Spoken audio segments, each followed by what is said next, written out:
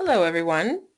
Good Saturday evening. This is my ed talk for Multiplication is for White People, Raising Expectations for Other People's Children, chapters 1, 2, and 4. So I do have to say that I did find this research in chapters 1, 2, and 4, mainly 1, to be actually very interesting and eye-opening.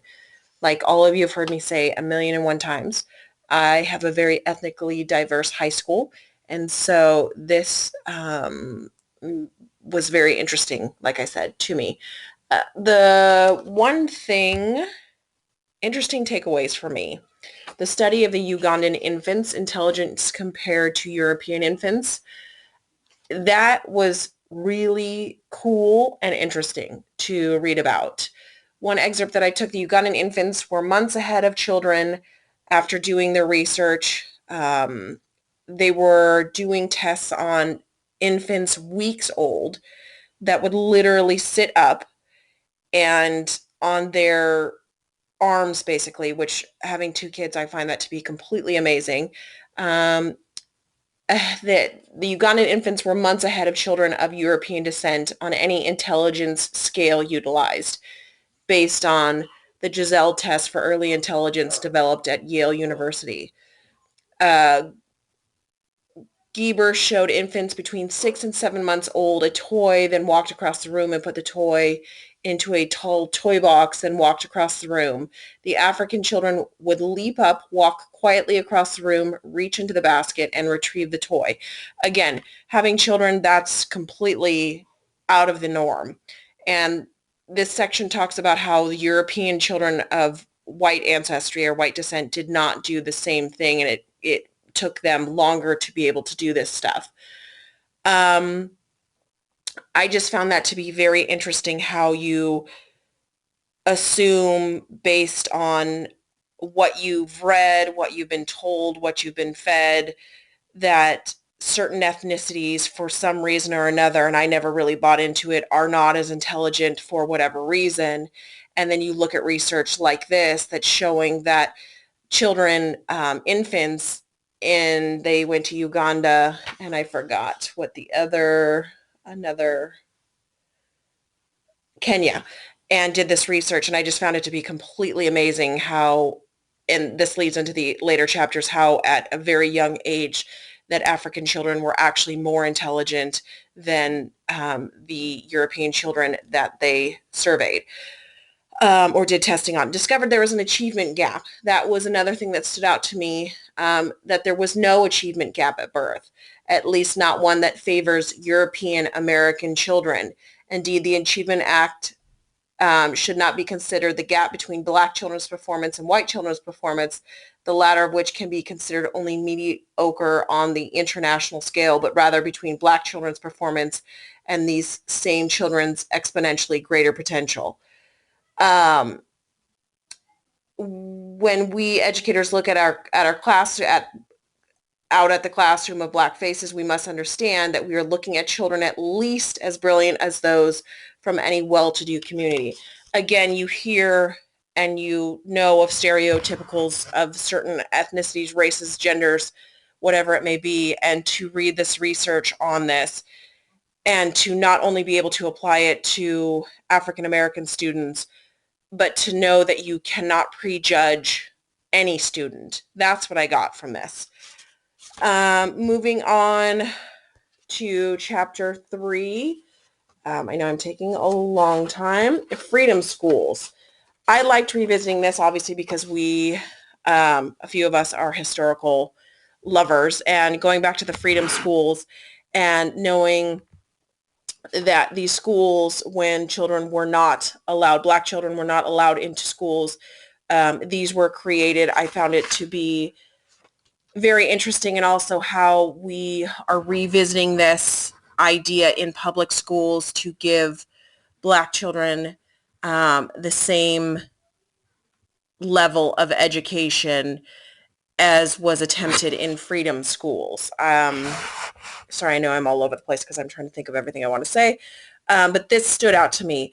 Believe in the children. That I really liked. Um, data concluded that children from low-income families heard many fewer words. This part has to do about how many words children either African American and or European descent children, how many words they hear and what that can lead to intelligence-wise. And the Hart Ridley data concluded that children from low-income families heard many fewer words than children of professional parents. And it just doesn't have to do with race. It has to do with profession as well. And that this disparity in language experience was tightly linked to differences in children's outcome. They found that a child from a professional family would hear, this is very interesting to me, 11 million words during a year, while a child in a welfare family would hear just 3 million. Thus, a child from a professional family could start kindergarten having heard 32 million words than their poorer classmates. This was super interesting to me because I never knew this, first off, and I never even thought about it. And like I said, I have the population that I just looked up for my school is 52, over half Latino descent. And so this chapter kind of talks about how certain ethnicities and races hear so much fewer words before they enter school and how that can affect them later on in life, later on in their education. Let's move on to standing versus sitting. Now, this was the chapter 4, and I'll just read you what I liked out of this one. For children of poverty, good teachers and powerful instructors are imperative. While it is certainly true that inequity, family issues, poverty, crime, and so forth all affect poor children's learning abilities, British educator Peter Mortimer found that the quality of teaching has 6 to 10 times as much impact on achievement as to all factors combined. Basically saying that how you teach and who you are as a teacher can impact any race, any ethnicity, any social background, any economic background, anything. And that was super powerful to me. The standing versus sitting, one school state test scores were at the top of the district, higher than the average score of the district's well-to-do schools, and the other school scores were at the very bottom of the district. What was the cause of such a discrepancy? The schools essentially served the same population. The difference could only be the quality of teaching and instruction. In each of the classrooms in the higher scoring school, I saw teachers engaged with their students actually teaching. In the lower performing school, I saw most teachers sitting while students completed seat work. Super interesting to me.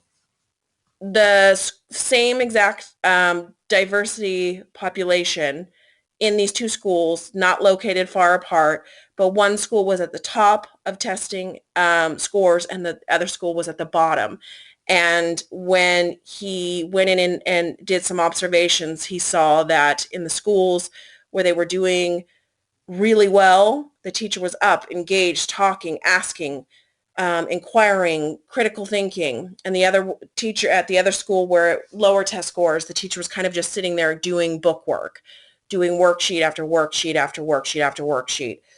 That was super enlightening to me to go forward in this career that we want to take on, which is teaching. I thought this would be neat to share what makes a good teacher. And then there was a list. A good teacher takes time, makes you understand.